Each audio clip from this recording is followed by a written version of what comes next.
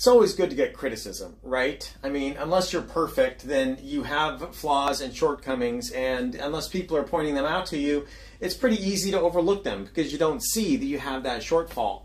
And so I really like this criticism right here, that this is true. When it comes to nuclear energy, people that are familiar with the science and technology really do emphasize the energy density. That's something that we very constantly are pointing out. And the reason why it's so important to think about energy density is that if you have an energy source that's very dense, then that means you don't need a lot of materials to get that energy. You can get a lot of energy out for a very small amount of materials.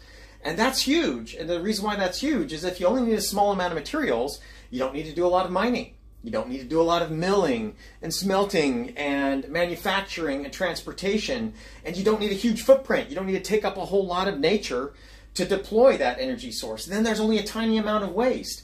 So the more mining and milling and manufacturing and transportation and waste that you create, right, just industrial accidents alone will give you a certain death rate for the energy that you get. So something that has a high energy density will give you a much lower death rate for the energy that you get for the entire cycle of that. And something that has low energy density is going to cause more. It's going to have more hazardous materials and waste that come from the manufacturing, and then finally the disposal. And so energy density provides all of the benefits that we as engineers are looking for when we design sources of energy. You want it to have a low environmental impact, you want to have it be very safe, a low death rate, and you want it to have a very small footprint.